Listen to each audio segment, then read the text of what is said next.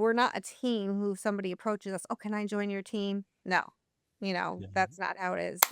You guys just step on each other's toes, and it's like a recipe for disaster.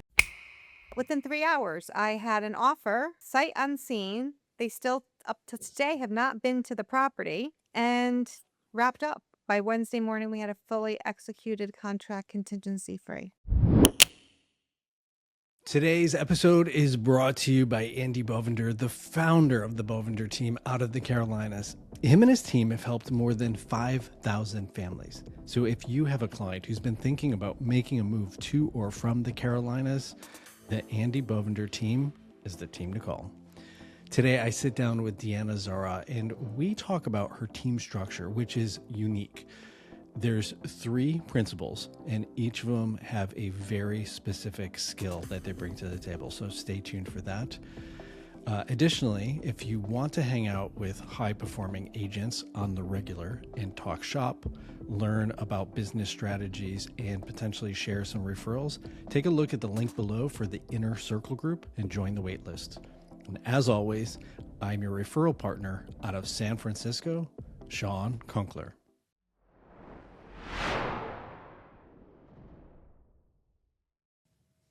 Dina, I want to dive right in. Sure, go for it. All right, here we go. You have a very unique team. You have 3 partners, and I want Yes. to hit the ground running talking about that because I feel what you all did and do complement each other's strong suit, and it's a We do. very unique setup. And so if we can just basically start from there, how many people on your team? 5. You have 5 in total? We That's have 5 in amazing. total. There is Mark Pruner, who has, also is an attorney. We have Russ Pruner, who has a great network of agents around the country. He's at all the Compass functions. Hmm. A lot of people know him. I am born and raised in Greenwich. Uh, Mm. lived here my whole life. My kids have been through the school system.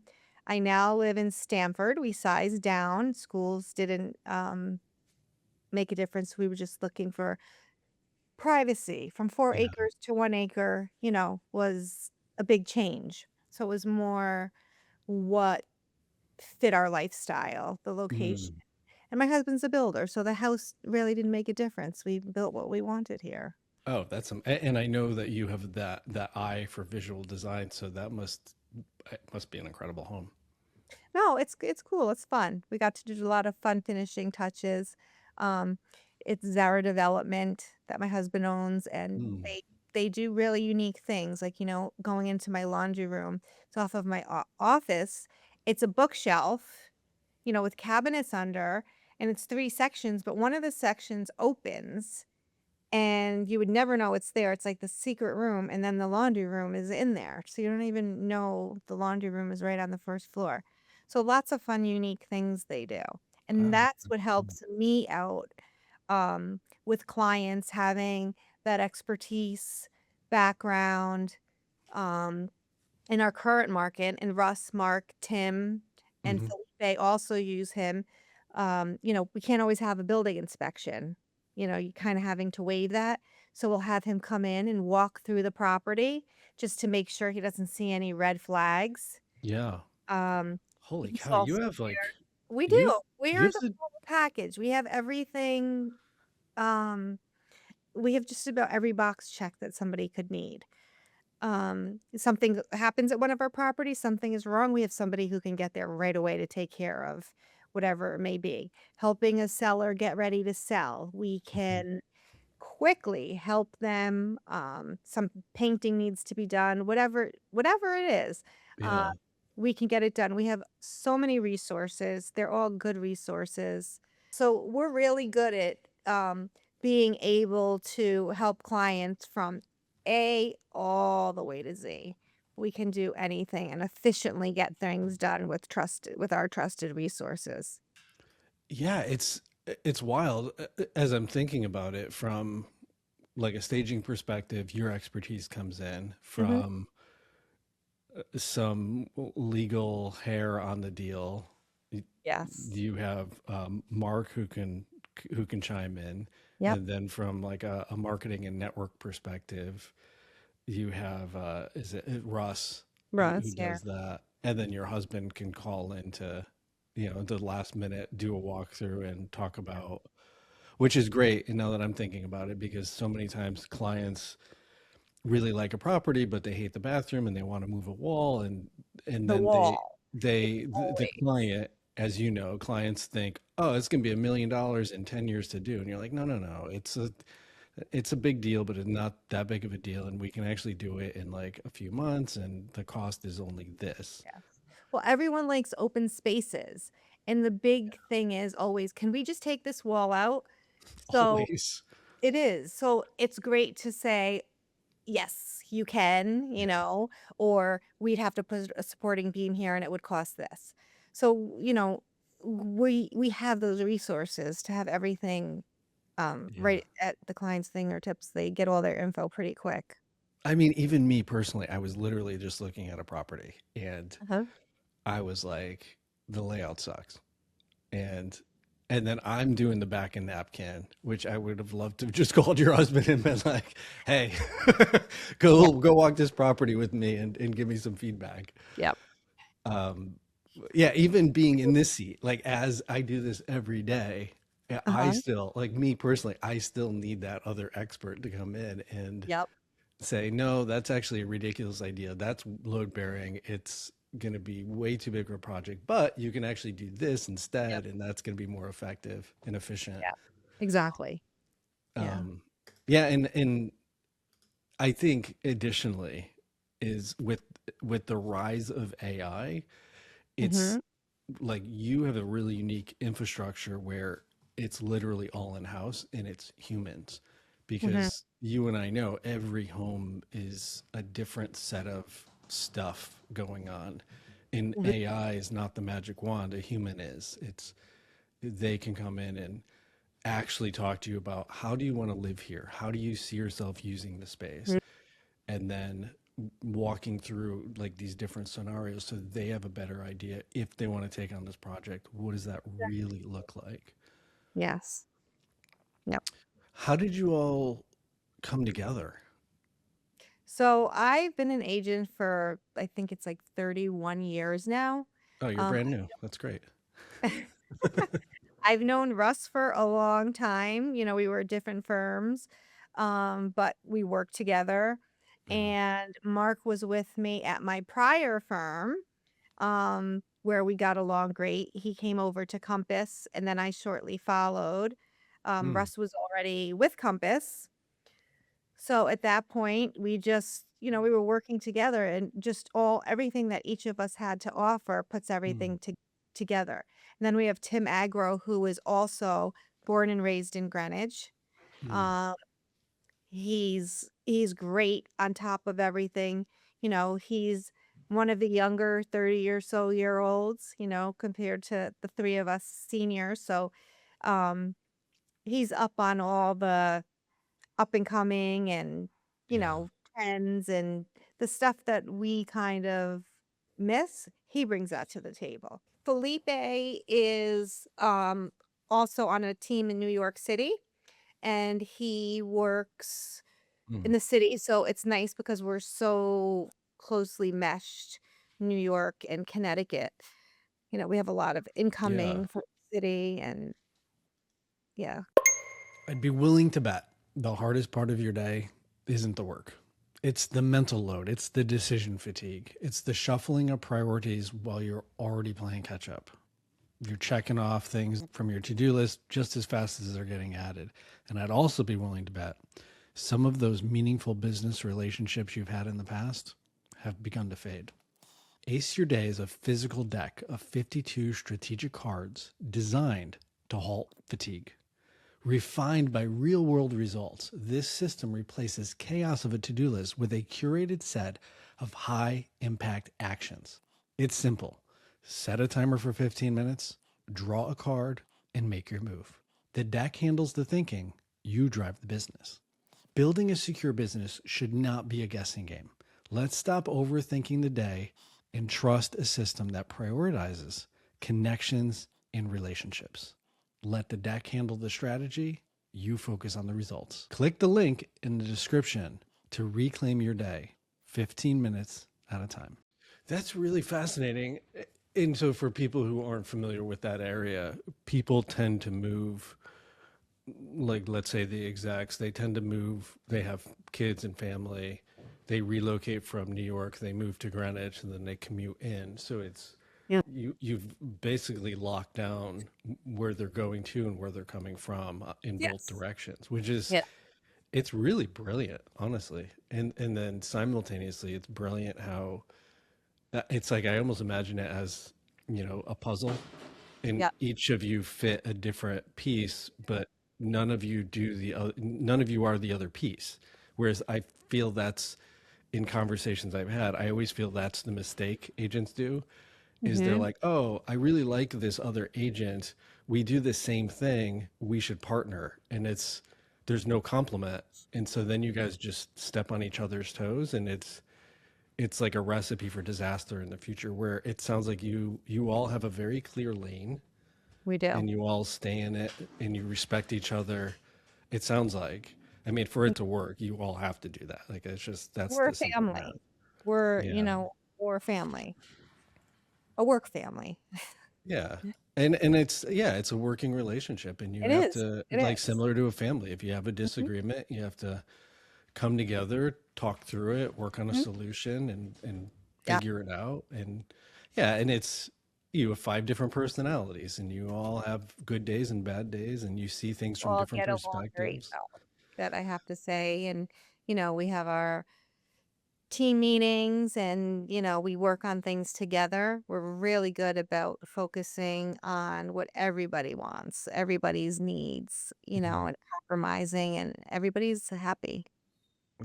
I mean, I think that's the end of the day, is if everybody's happy, then like, just scientifically, you work better, you're more creative. Of When course. you're in the middle of a hard negotiation, you're more resourceful if you're happy Mhm. versus stressed out and spiked Yeah. in Yeah. cortisol. Yeah. And we support each other. If one of us is stressed out and we're in the middle of a bad transaction, you can always call somebody on the team and they're there and we know each property, whether it's our listing Yeah. or somebody else on the team.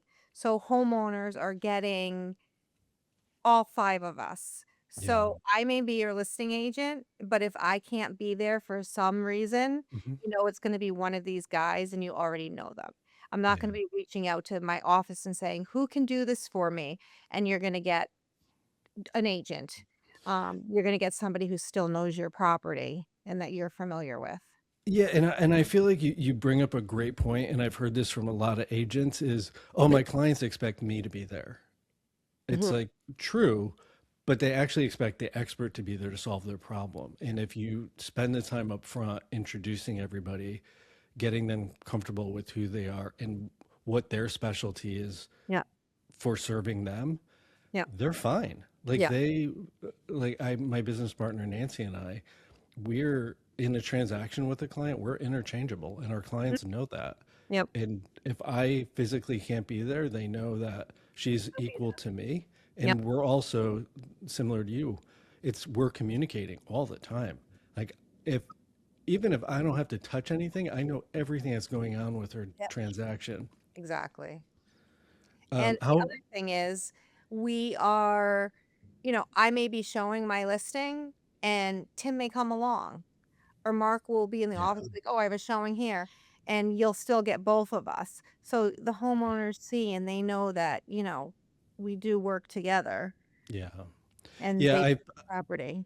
I think from a client's perspective, when the introduction isn't done early, Mhm. and it's the other person is introduced out of a necessity, Mhm. that's jarring for them. It It's is. kind of like if you scheduled a doctor's appointment, you show up and somebody else is there, but there was no pre-frame of what Exactly. to expect that day of. Yep. But if they said, "Hey, I've reviewed your case, and this I'm going to have so and so meet with you because they are the expert in this specific category to meet Yep. your needs." Yep. And it's, again, it puts that it sets the stage and it puts them at ease. And it sounds like, again, like you obviously it's working really well. You all are I your top three last year in Great. agents in your market, which Yeah. that is massive because there is a significant amount of agents all bidding for the same projects. Yes. And we're in the top 10 in all of Connecticut. Jeez, So, that's huge. our yeah, our clients like us. We have relationships with our clients. Yeah. We listen. We do Yeah. best what fits them best, what they need. You hit the nail on the head. Do you know Sky Michaels? Yes. He's an amazing, amazing coach. Him and I were having a conversation yesterday, and in the conversation, we were saying that relationships are the true currency of real estate, and that it's so often overlooked. It's like, oh, let me make a new social media post. Let me do this. It's like talk to the people who already know you. Yep. Yeah. Yep. And it should be personal. You want them to know you, not what you've listed, what you've sold.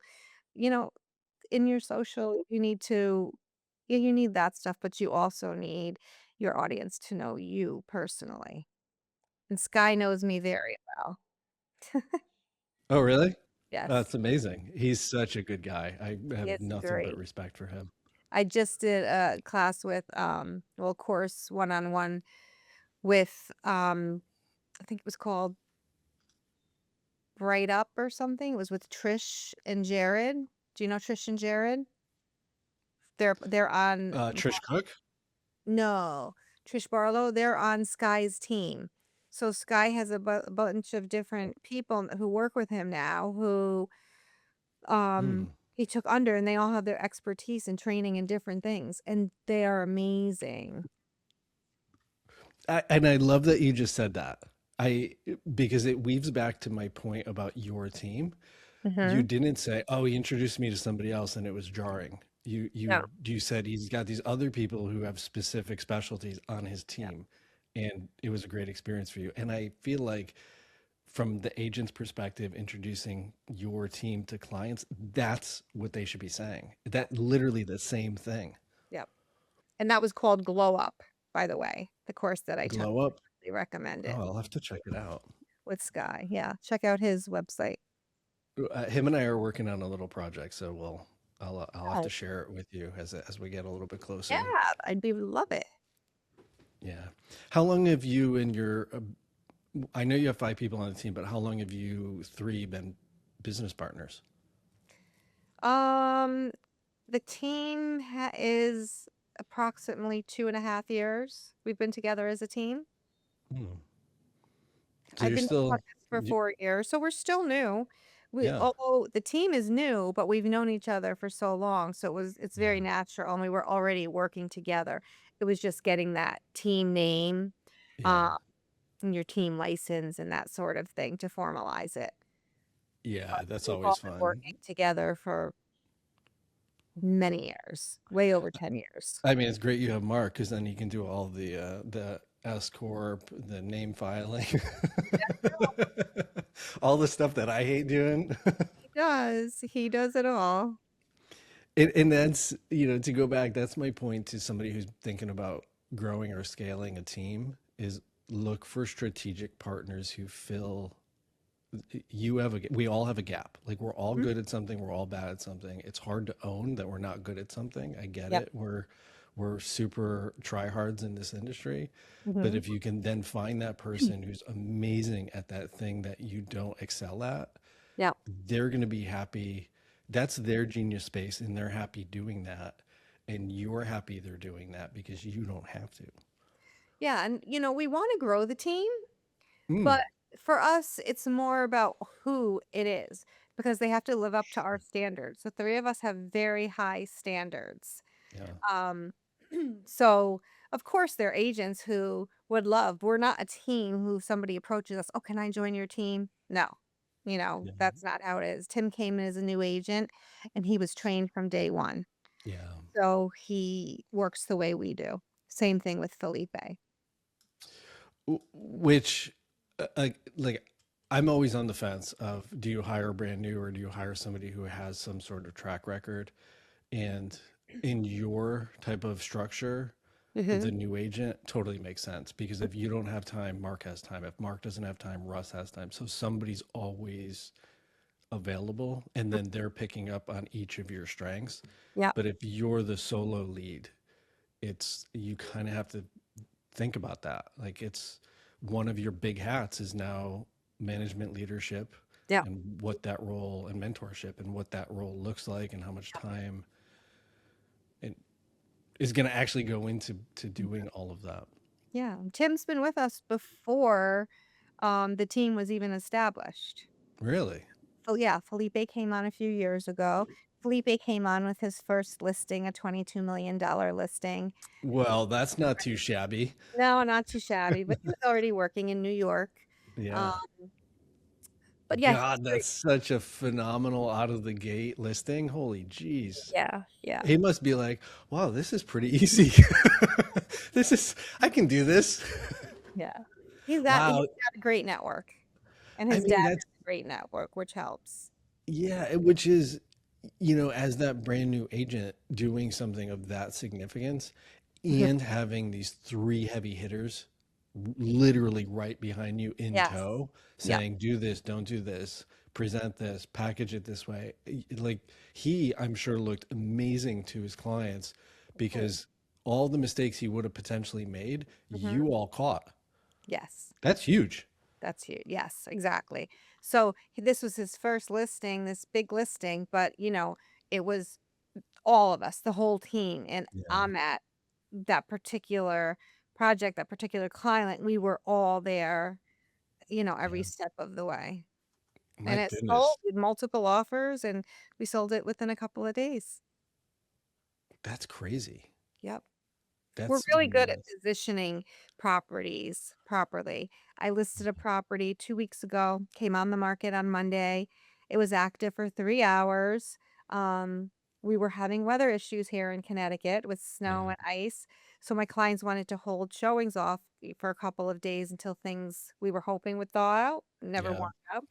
And, within 3 hours, I had an offer, sight unseen. They still, up to today, have not been to the property and wrapped up. By Wednesday morning, we had a fully executed contract contingency free.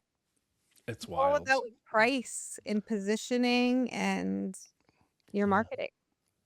I appreciate that you said positioning. That is, that is crucial for listing a property.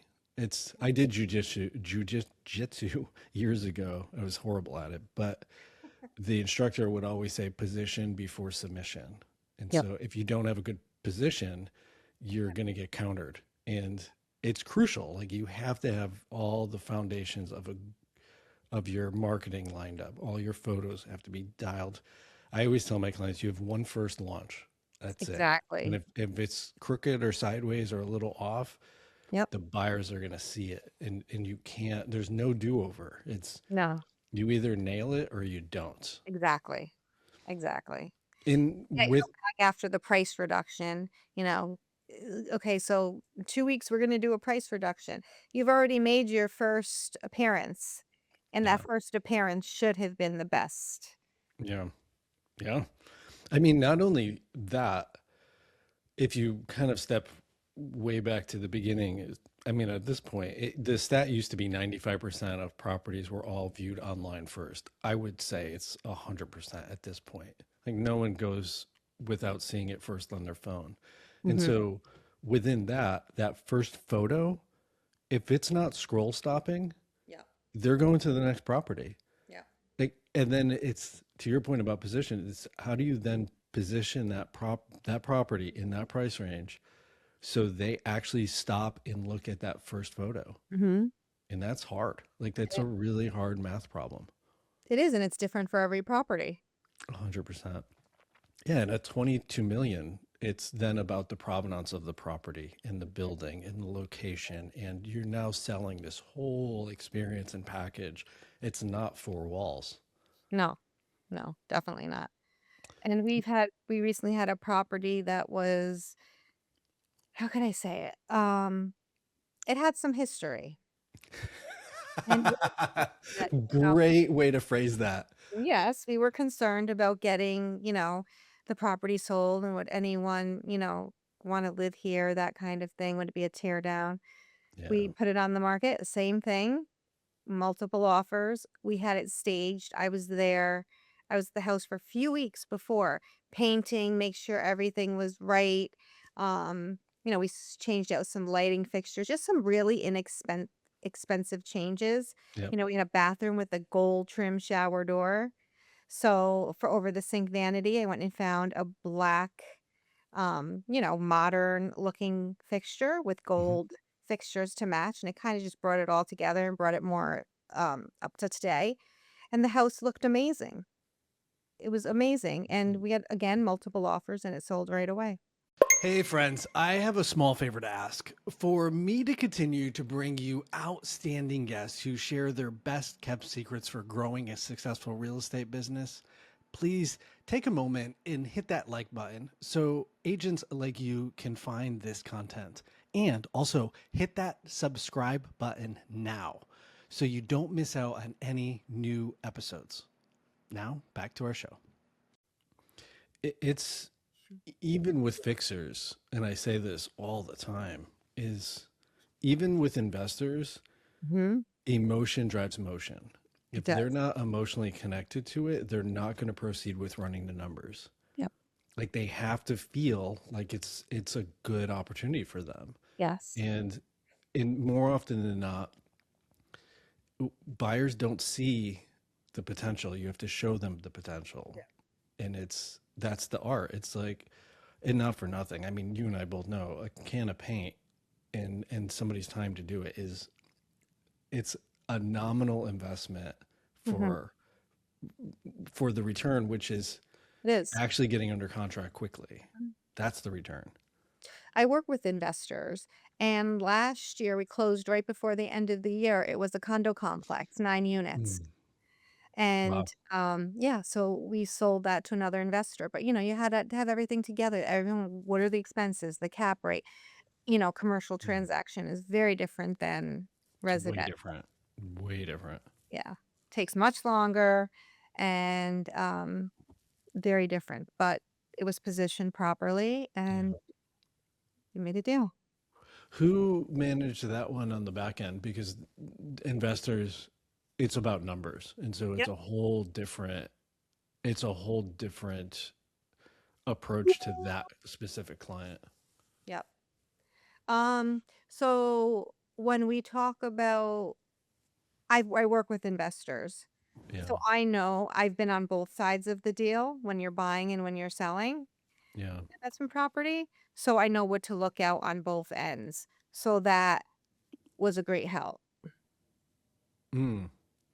And that's what for agents who just do listings, I always find that that could potentially be create a blind spot because sometimes you need to continue to work with the buyers to Mhm. continue to hear the feedback Yep. because hearing the feedback helps you preemptively get in front of those future objections on that listing you're working on Yep. because you're hearing it and taste changes and it's subtle and with the buyer, like even during COVID, you mentioned earlier that everybody wants open spaces. During COVID, Yep.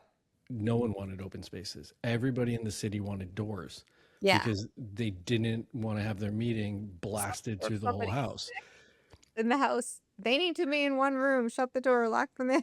And that radically changed how we were positioning properties. And then when we were staging properties, it's okay, we have to find a place for the workstation. And Mhm. we have to position that because that's now important to buyers and I'm hearing it all the time. And so then it's all these little levers you're trying to figure out like which ones do we pull and how do we pull them and how do we make sure they can see that thing that they're inevitably gonna want and ask for. Yeah. With Felipe and I forget the other gentleman's name, did Sam. they both focus in the city?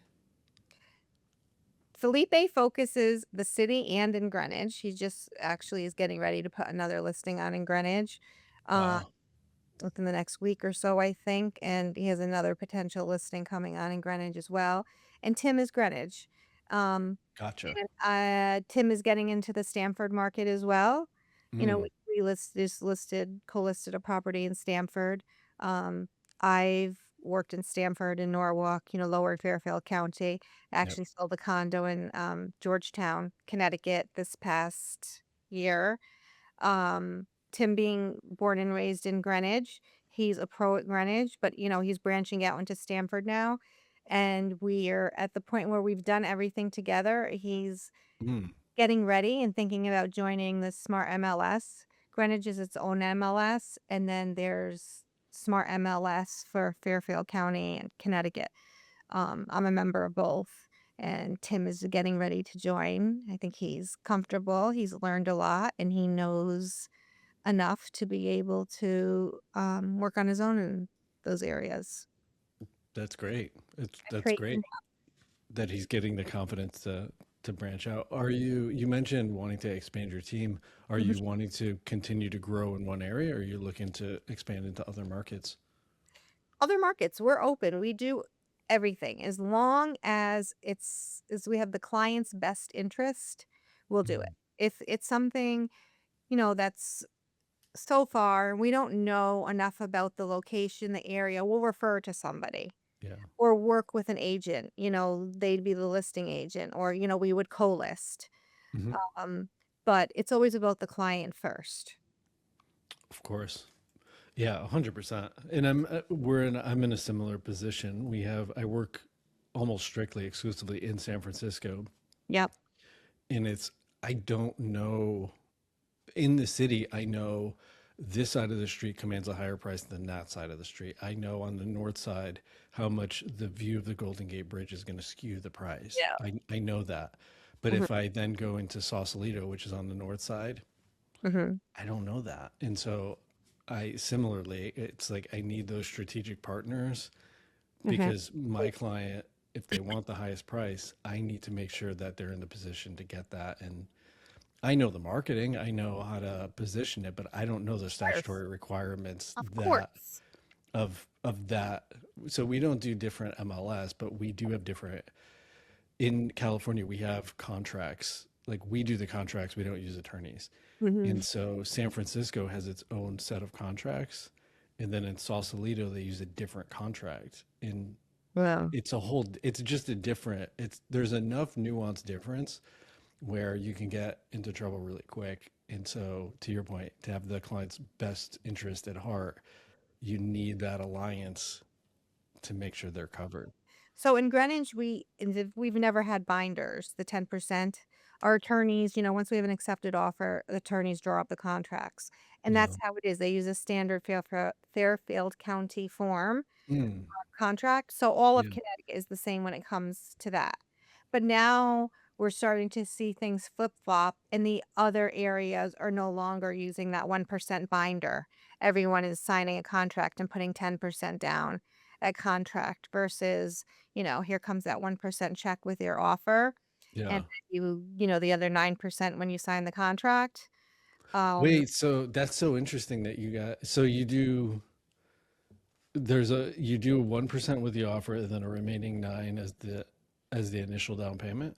We've never done that in Greenwich, but Gotcha. most of the other, um, parts of Fairfield County have done that, but they're getting away from it. Interesting. And it's funny because, I'll be working with, a Stamford agent or I'll be listing or selling a Stamford property. I'm like, "Are you okay if we do this the Greenwich way?" That's how it was Yeah. at one point, and they're like, "Yes, of course," because it just makes paperwork, everything is so much easier and cleaner.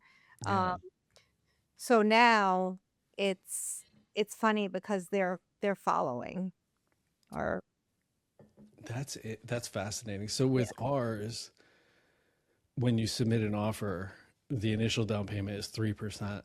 And then if the seller signs, then that money on the California contract, you have 3 days to wire the money into escrow. Mhm. In San Francisco, it's the etiquette is 1 day. And so if you work in the city, you know that. If you don't, you don't.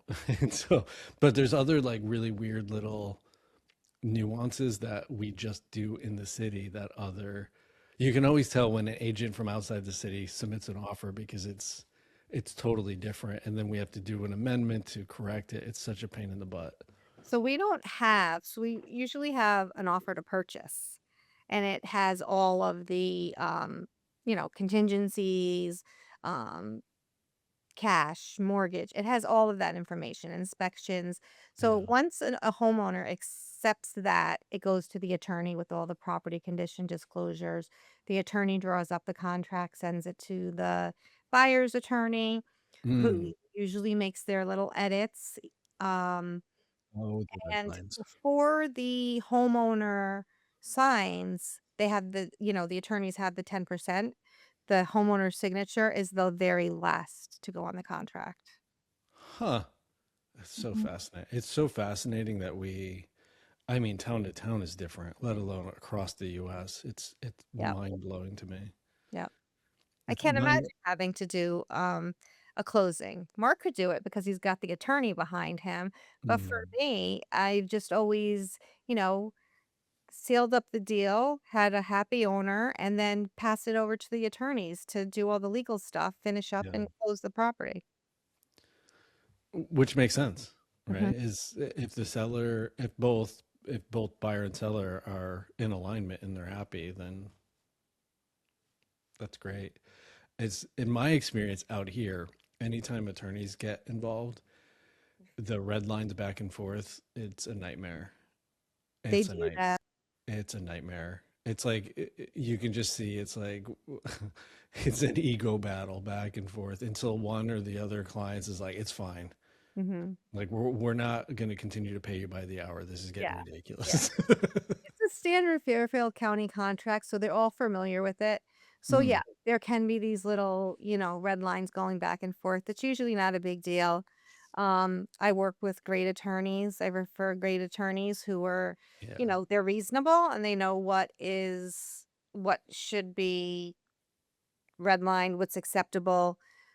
So we really, as long as you're working in Greenwich, you need to work with a Greenwich attorney. Greenwich is yes, like its yeah, own little world.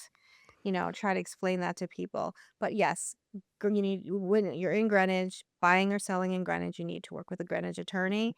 yeah, Same thing, Fairfield, all of Fairfield County, you need to work with an attorney yeah. that's familiar with that area. Yeah, simultaneously in San Francisco, the lender matters massively because the listing agent is vetting who the lender is and will they successfully close Mhm. because we have so many weird nuances that will get flagged by the lender and it won't proceed. And Yeah. so, yeah, it's like your whole ecosystem of vendors who's backing the buyer, Yep. it can make or break the deal. Wow. It's fascinating to me to always hear the nuances of other markets and they're totally different than ours. Ours is pretty simple. I mean, we have several mortgage brokers that I work with. Yeah. Compass has in-house. We've worked with them as well. Um, and you refer your client over, they're in good hands, get their Mhm. approval done, pre-approval. If they don't have an approval and we need it really quick, they're great at turning that around for us and getting a Yeah. deal done quickly. But that's to our extent. And then the only thing, once we have the signed contract, at some point, it's letting an appraiser in. And Yep. that's pretty much all we deal with on the lending side. That's fascinating. Yeah, Mm. again, it's just really interesting when you start looking at other markets. Yep. Um, and again, I was looking at a property in a different state, and I was like asking tons of questions. I'm like, Mhm. what happens here and what happens there? Of And I'm course. like, oh, this is all totally. It's you're going to the same place. Like the end destination is Yeah. the same. It's how we're getting there, totally different. Yeah. Yep. Which it also, in my experience, it opened up this weird conversation around as is, because The as is. like my interpretation of it in my market is totally different than the agent who's helping me and the seller and their agent and their attorney was all a totally different definition. I was like, hmm. Oh, I love the as is, or people are saying no more, no inspection contingency. They just want to have their inspection for their personal knowledge. And then all of a sudden pops up, things that are in the inspection report they're trying to get credit for. Yeah, So I think we kind of try to weed that out where, okay, after you sign the contract, then you can have your inspection. So yeah. we don't have any of that language in there. So if it truly is for your purposes, then it should have nothing to do with the contract, getting the contract signed. Yeah, the debacle I ran into is the person lived in the property for 30 years, held it in a trust, pulled the as is, and wouldn't disclose anything about the property, and was flexing to not do any credits. And I'm like, Yeah. oh, so I'm gonna trust that you didn't do all this wacky stuff to the property Yep. in 30 years. Yeah, it was very bizarre. We have the property condition disclosure. Do you have that? We have a contingency free disclosure and then the property condition. And then we also have it's a disclosure of all the various inspections you could potentially have. It's a massive list. Wow. We don't have that. So we have the property condition, which pretty much answers all of the buyer's questions, that you would want to know about the property. But if something isn't covered on there, they want more detail. Our homeowners are usually pretty good, you know, with Yeah. answering and providing whatever information they need. Yeah. Yeah. With San Francisco, we're actually the most litigious area of the entire US. And so we over index on over disclosing. Like it's better to give the information to the buyer and let them form the decision because if they find out something after the fact that would have impacted their reason, Mhm. it's going to be a huge nightmare. I thought we had a Thankfully, lot of disclosures. Sounds what's like up? it sounds like I thought we had a lot of disclosures. It sounds like you have many more than we have. Yeah, and typically here because of the pace of our market, Mhm. the seller will do in advance before even putting it on the market. There's 5 statutory documents and reports that have to be completed. We Mhm. do those before we go live. And then we typically get a pest inspection and then a general contractors. Mhm. And then depending on what red flags are there, we may have additional ones. And then Yep. we put all of that into a packet up front Mhm. and and a buyer can go look at a property, order the disclosures, you send it to them, which it's about 400 pages in total, Wow. and then they can fully vet the property. So if they write a contingency free offer, Mhm. it's contingency free. There's no other questions they have at that point. Yep. But you better have showed them everything. Otherwise, it's like this huge other downward spiral that's going to come into effect. I like to advise my sellers to have a home inspection. Just from an inspector that a buyer would choose, have a Yeah, home inspection, let them go top to bottom, see what they find so you can correct those things exactly. before. It's always helpful.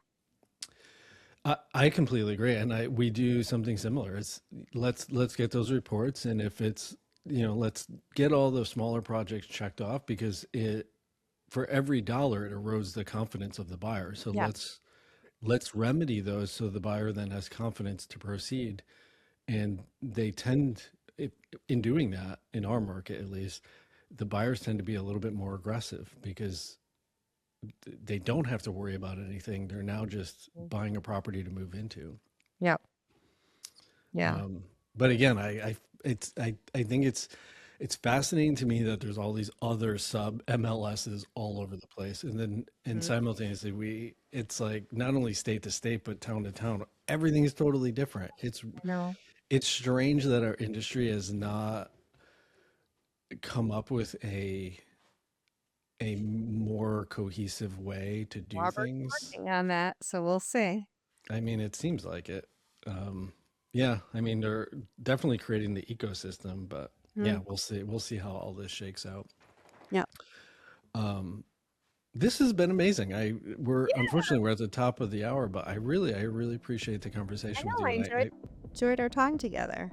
Yeah, and I love that you shared so much about your team. I think for people building, it gives Mhm. great context and another example of a way to do it successfully. So Yep. thank you. Thanks.